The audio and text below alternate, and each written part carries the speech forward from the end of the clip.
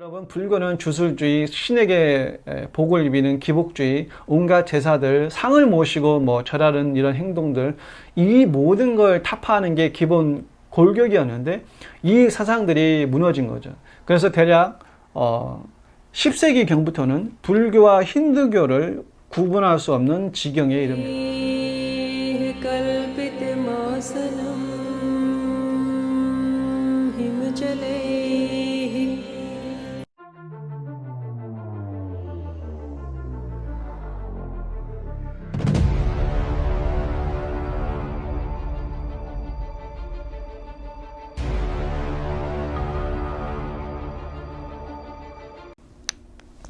안녕하십니까, 바업다 자입니다. 반갑습니다.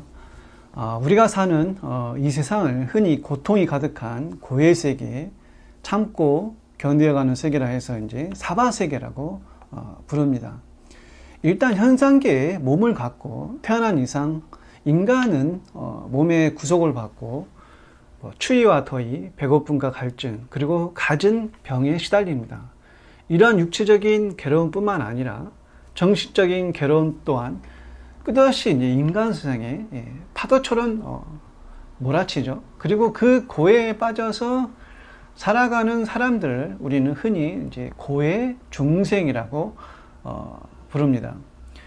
최근 여러분도 보셨다시피 아프가니스탄을 보면은 고통의 바다가 딴 게 아니고 바로 저런 게 아닌가 생각이 듭니다. 지금 20년 동안 아프간을 장악했던 미군이 철수하고 탈레반이 다시 아프간을 손에 넣었잖아요.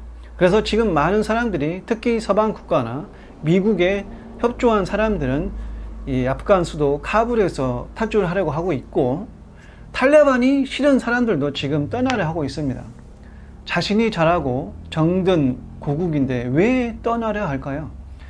자유에 대한 갈망, 포압정치, 미군에 협조한 이유로 보복을 당할까 하는 이런 두려움, 혹은 종교적인 가치관 등의 차이, 여러 이유가 있겠죠. 그리고 얼마나 절박했으면 미국 비행기인 수송기 바퀴에 매달리다가 같이 이루했겠어요. 결국 그 매달린 그 두 청년은 강한 바람에 밀려서 떨어져 죽습니다. 이 얼마나 슬픈 장면입니까? 원래 아프간은 1970년대만 해도 그래도 중동 사회에서는 개방적인 사회였습니다. 이슬람 율법이 그렇게 강하지 않았어요. 유연하고 부드러웠습니다. 히잡을 쓴 여성들도 있지만 안 써도 괜찮았습니다. 선택 사항이었죠. 강제 사항이 아니었습니다. 70년대 한국보다 오히려 더 개방적이었어요. 젊은 여성들이 미니스커트를 입고 자유롭게 거리를 할구하면서 다녔습니다. 여성들에게도 배움의 기회가 있었고, 또 이제 대학교나 일반 학교에서 여교수가 남학생들을 가르쳤어요. 그런데 아프간의 역사는 지금 거꾸로 가고 있습니다.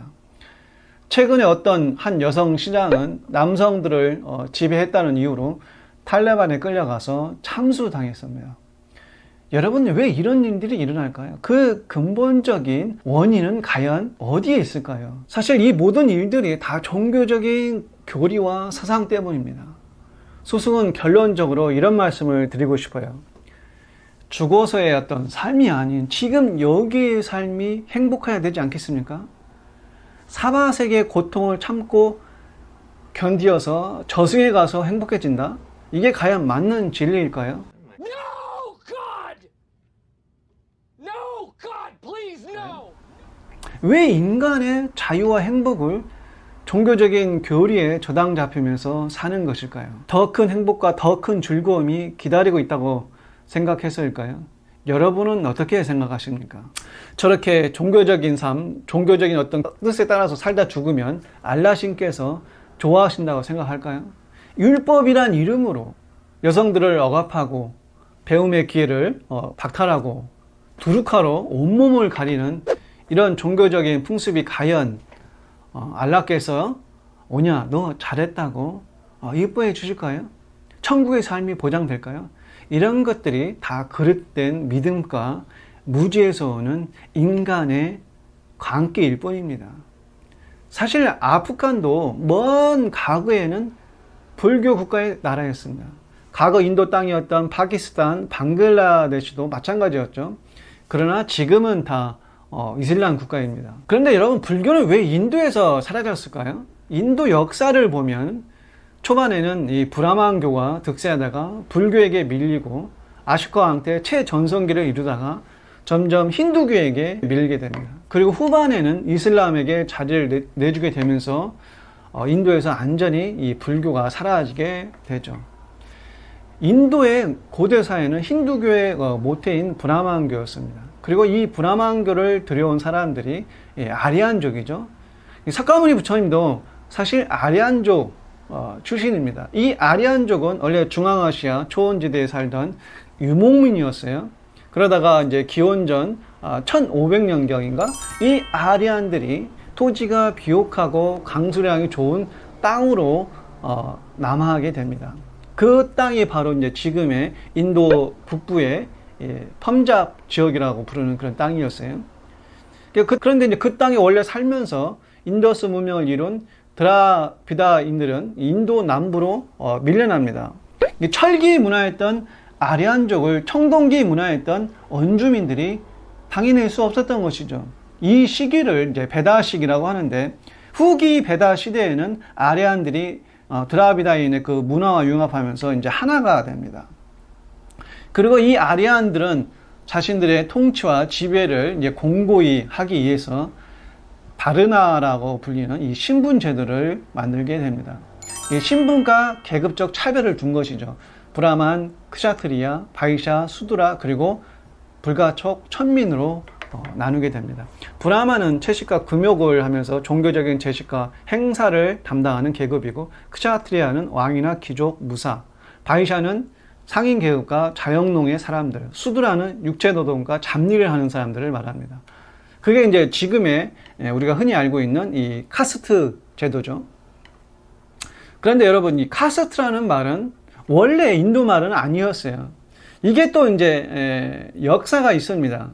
이 카스트는 영국이 인도를 식민지화하면서 만든 바르나 제도의 영어식, 쉽게 말하면 대체 용어라고 해야 될까요? 그런 용어입니다.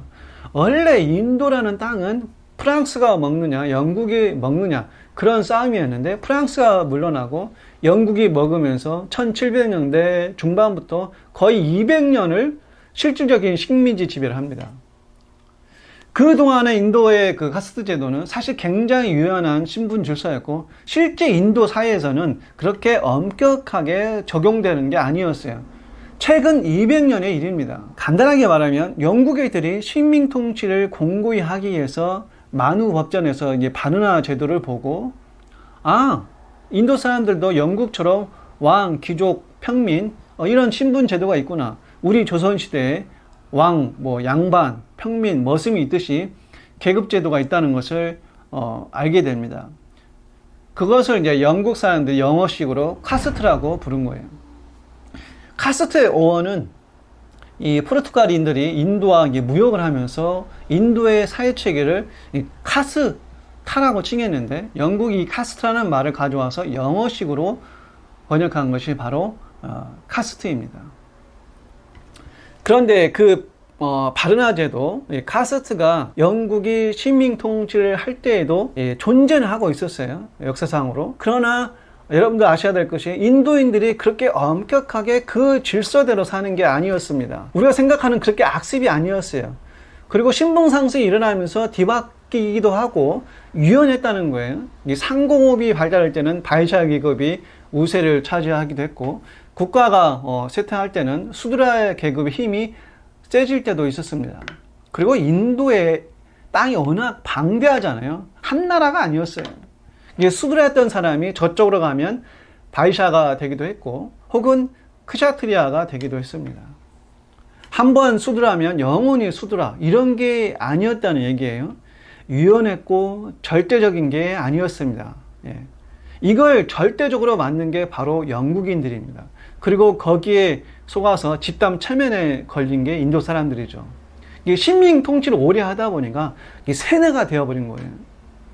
여하튼 영국은 그 당시 인도 만우법전에 있던 그냥 말 그대로 아주 유연했던 이 바르나 제도와 자티라는 신분 제도를 뭉뚱그려서 카스트 제도라고 공고히 만들면서 인도인들을 본격적으로 분열시키고 이간질시키고 가리기 시작합니다. 이걸 이제 더욱 전면에 이제 드러난 사건이 있는데 1857년 인도에서 일어났던 반영국 대투쟁이 있어요. 그걸 이제 세포위 항쟁이라고 얘기를 하는데 이게 2년간 영국 사람에게 대항한 투쟁이거든요.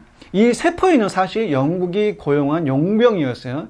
1850년대 전에는 영국이 이제 인도에 동인도 회사를 세워서 간접적인 관리를 해왔거든요.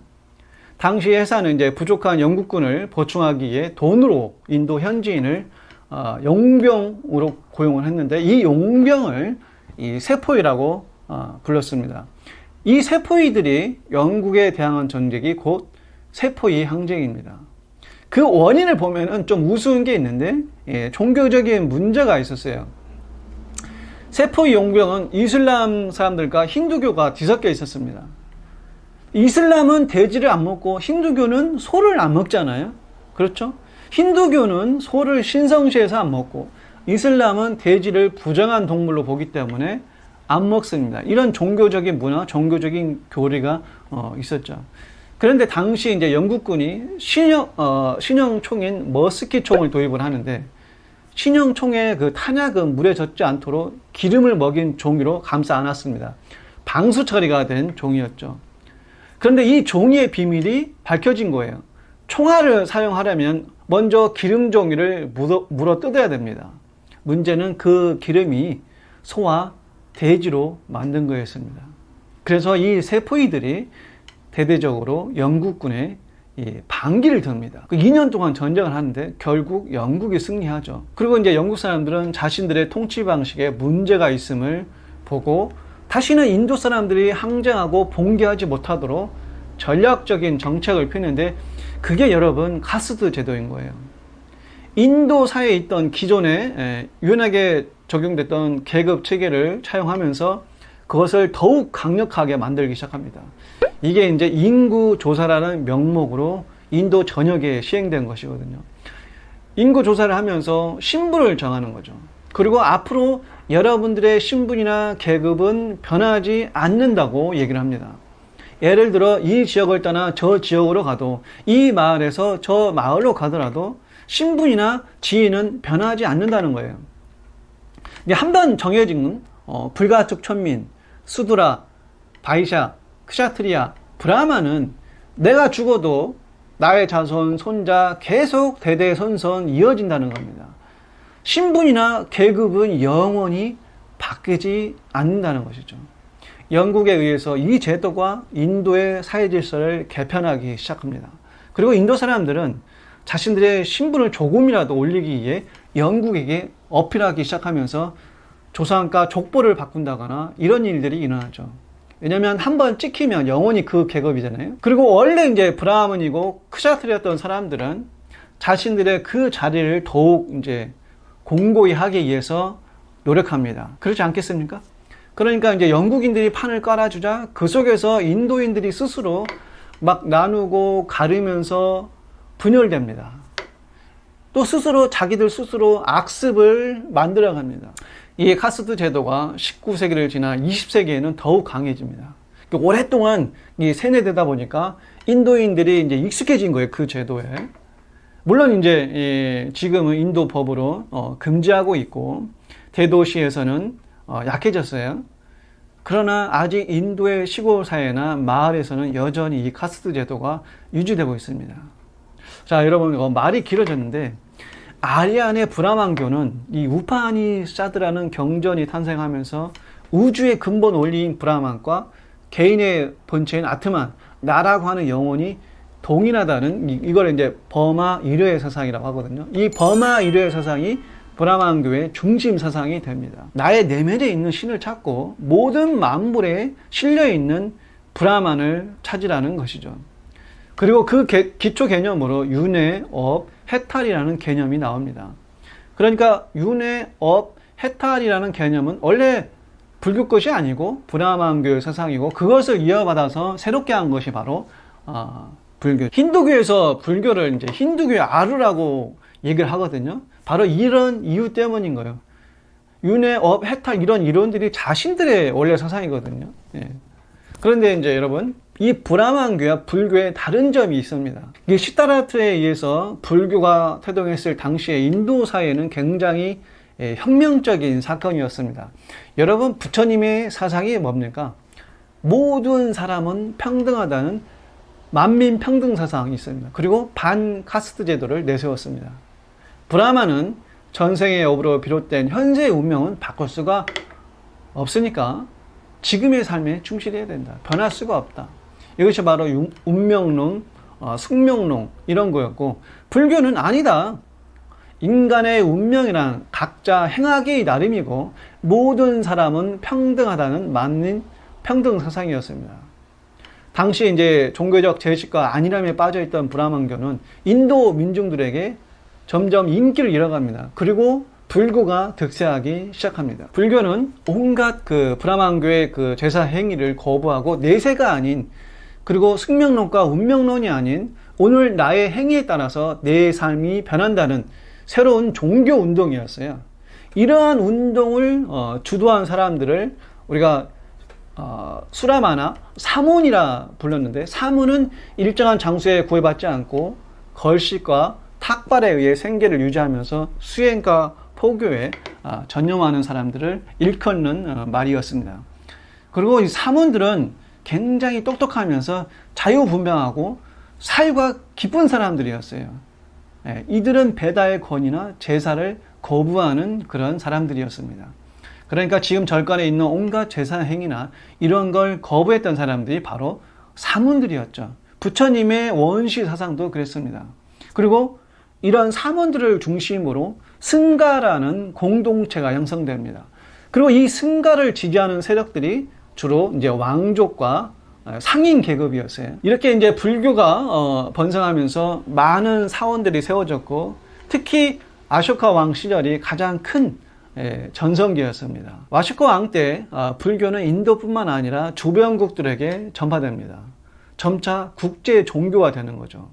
스리랑카, 미얀마, 이집트, 그리고 북아프리카까지, 아프가니스탄에도 불교가 전파됩니다. 그런데 여러분, 아까 승가 공동체를 후원한 사람들이 왕가, 귀족, 그리고 상인 계급이라고 했잖아요. 돈이 있는 사람들이었잖아요. 여기서부터 그런데 이제 문제가 생기게 돼요. 절가 사원이 왕가, 귀족, 상인 계급인 이런 부자들이 지원을 하면서 절이 부자가 되는 거예요. 돈이 많아지는 거죠. 부처님의 정신이 뭡니까? 무소유잖아요. 부처님은 돌아가실 때까지 탁발하면서 분소유를 입으시고 무소유를 얘기하시고 평생을 설법하면서 돌아다니셨습니다. 한 군데 머무르지 않으셨어요. 맑은 가난을 사셨어요. 물론 이제 수행자가 가난하게 살라는 법은 없죠. 그런데 문제는 절간에 부가 쌓이면 호화로워지고 사치해지고 게을러지고 편하게 살려고 하는 중생심이 나온다는 거예요. 이것이 바로 인간의 성향, 에고의 성향입니다. 그 당시 인도의 절이 그랬어요. 가장 큰 전성기 때 불교는 타락하기 시작합니다. 불교 고단이 이제 부자가 되면서 승려들이 탁발을 다니지 않고 게을러지기 시작했습니다. 탁발 문화에서 절 자체에서 해결하게 된 거죠. 그럼 이제 수행을 잘하고 보다 더 사회에 한원하고 그 당시 인도 민족들과 함께하는 어떤 프로그램들이 있어야 하는데 그런 걸 연구하지 않았어요. 자기들끼리 자기들만의 리그에 빠진 거죠. 안일해진 거예요. 절에서 나오지 않고 하루하루 그냥 지내는 거죠. 절간 밖으로 나가 대중들과 함께 호흡하는 시간이 사라졌습니다. 여러분, 탁발하고 포교하려면 사람을 만나야 하고 이 집 저 집 가야 하고, 그러면서 뭐예요? 이런 얘기도 저런 얘기도 하면서 삶의 고민도 들어주고, 그런 가운데 부처님의 그 법, 진리도 전하잖아요. 부처님의 정신이 그런 가운데 전해지는 게 아니겠어요? 그런 시간이 사라진 거예요. 대신 절 내에서 온갖 형이상학적인 담론들이 나오게 됩니다. 쉽게 말하면 불교가 점점 어려워지는 거예요. 그 대표적인 게 이제 경전의 산스크리트어죠. 부처님은 이제 민중들의 언어인 팔리어로 강하셨어요. 그런데 경전 결집을 하게 되면서 모든 부처님의 말씀을 고급 언어인 산스크리트어로 편찬하게 됩니다. 여러분, 세종대왕께서 왜 한글을 만드셨습니까? 일부 지식인이나 사대부 계급이나 쓰는 한자에서 벗어나 모든 백성들이 쉽게 배우고 알 수 있게 하기 위해서 한글을 만드신 거잖아요. 그런데 그 당시 인도의 절들은 민중들의 언어를 도외시했습니다. 부처님 자신도 산스크리트어 쓰지 말라고 하셨거든요. 근데 왕가, 귀족, 지식인들 이주에 불교화가 된 거죠. 그리고 그런 사람들만 볼 수 있는 이 범어 경전을 만들었습니다. 대다수의 민중은 까막눈이라 볼 수가 없었어요. 그리고 부처님의 가르침은 사실 간단 명료하고 직접적이고 직관적인 가르침이었습니다. 부처님의 원시 말씀인 이 수다니파타를 보면 그거를 알 수가 있거든요. 근데 불교가 어려워지는 거예요. 형이상학적이 되고 난해해지고 굉장히 철학적이 됩니다. 온갖 개념들이 다 생겨나고, 그러니까 이제 한우 먹기 살기 바쁜 민중들하고는 뭔가 좀 거리감이 생기기 시작하는 거죠. 뭘 깨달아야 하고 참선해야 되고 인도인의 일상에 뿌리 내리기 쉽지 않았던 것이죠.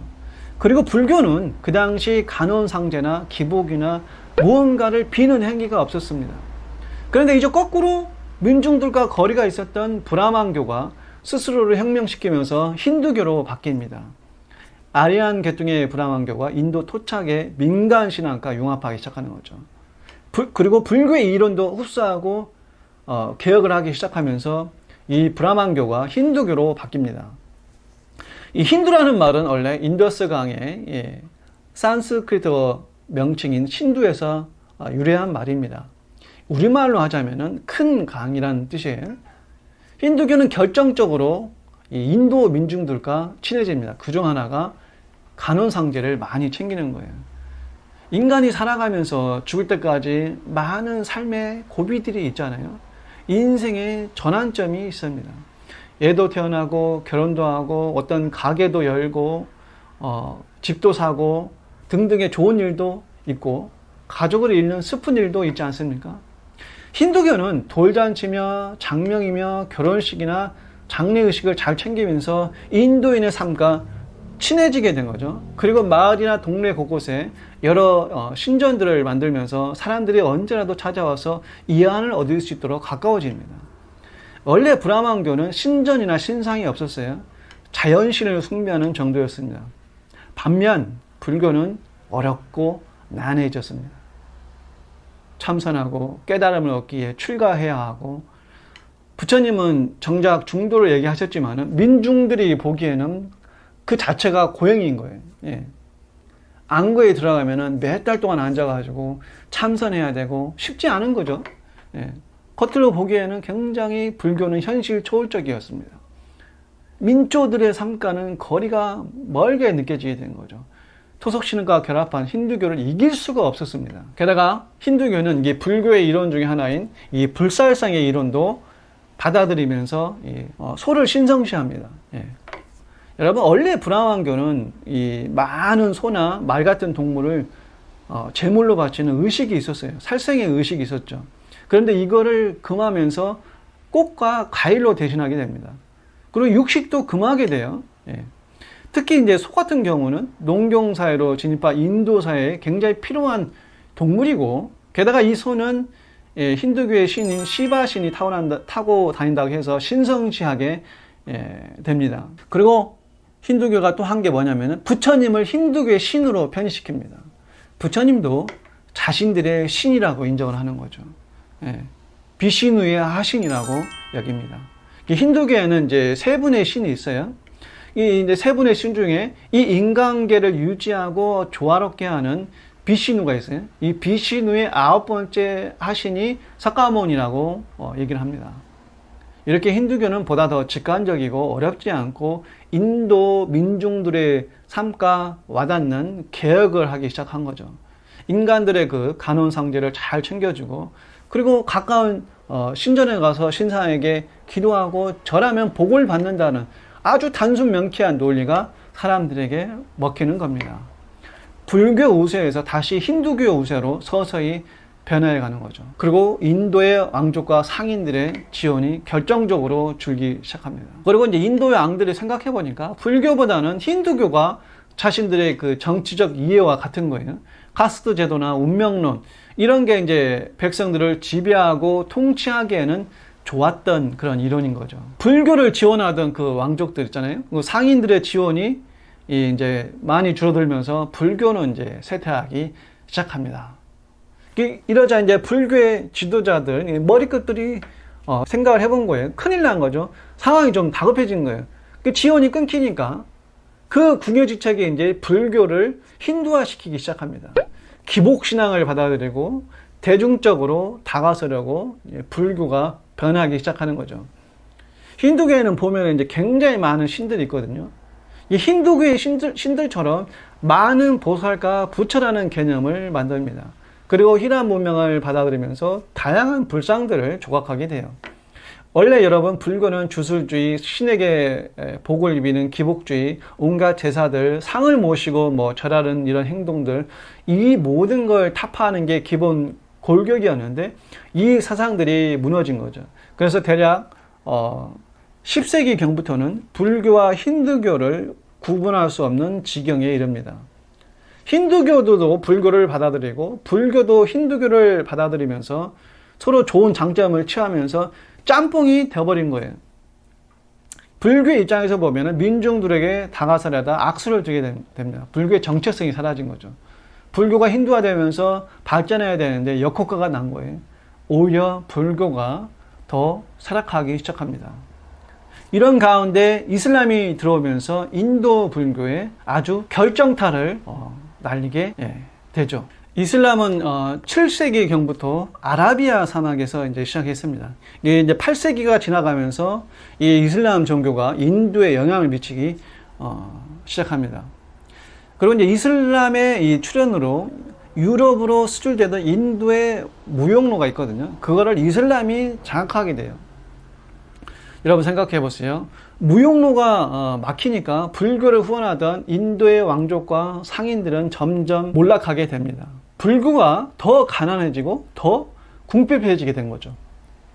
그러면서 이제 이슬람은 끊임없이 인도를 침입하게 됩니다. 그리고 크고 작은 왕국들을 만들면서 인도 사회를 점점 병합하게 되죠. 여러분 인도 건물 하면 뭐가 떠오르나요? 타지마할이 있잖아요. 이 타지마할로 유명한 그곳이 이슬람의 무굴 제국 카잔이 자기의 부인을 기리기 위해서 20년간인가 지은 것이거든요. 이 이슬람이 들어오면서 그나마 명맥을 유지하고 있던 수많은 불교 사원이 파괴되고 승려들은 견딜 수가 없게 됩니다. 그리고 이제 여러분 인도를 보면은 이제 북부 지역은 주로 불교였고 아래 남부 지역은 주로 힌두교였거든요. 이 두 세력이 양분함이 있었는데 이슬람이 여러분 어디로 들어옵니까? 옛날 아리안들이 들어오던 그쪽 서북로인가요? 서북로로 들어옵니다. 히말라야라는 거대 산맥이 막고 있어서 그쪽으로는 못 들어오고 아리안족이 들어왔던 그 길로 이슬람이 들어오는 거죠. 유일한 길이 그 길이었던 거예요. 그리고 이슬람이 들어오면서 처음 마주친 게 북쪽 지역을 장악하고 있던 이 불교였던 겁니다. 여하튼 이 힌두교와 불교의 양자 구도에서 이슬람이 그 가운데 들어오면서 득세하게 됩니다. 그리고 힌두교와 이슬람의 양자 대립으로 바뀌고 불교는 거기에서 안전히 밀려나 버려요. 그리고 여러분 이슬람과 불교는 공통점이 있습니다. 상업 세력이 기반이고 반카스트와 인간의 평등을 주장하는 것은 같아요. 똑같죠. 그런데 불교는 그 이상을 실현시킬 힘이 없었고 반면 이슬람은 막강한 군사력과 경제력으로 그거를 실현시킬 힘이 있었던 거예요. 이 바람에 그나마 있던 불교도들은 힌두교로 가든가 이슬람으로 가야 하는데 힌두교로 가면은 카스트 제일 밑바닥인 불가촉 천민이 되어야 되거든요. 그럼 여러분들 생각해 보세요. 불가촉 천민이 되겠습니까? 차라리 이슬람으로 가서 평등하게 살겠습니까? 천대받고 사느니 선택지가 이슬람이 그나마 좋았습니다. 그래서 많은 불교 신자들이 이슬람으로 개종합니다. 이 과정에서 이제 불교도가 많았던 아프가니스탄, 원래 이제 인도였던 파키스탄, 방글라데시가 모두 이슬람화 됩니다. 아프간의 경우 10세기 말에 이슬람 왕조를 설립하게 됩니다. 그나마 인도에 남아있던 수행자들은 중국으로 가기도 하고 네팔과 티베트로 가기도 하고 많은 승려들이 흩어집니다. 인도 불교는 1203년 비크라 라마 사원인가?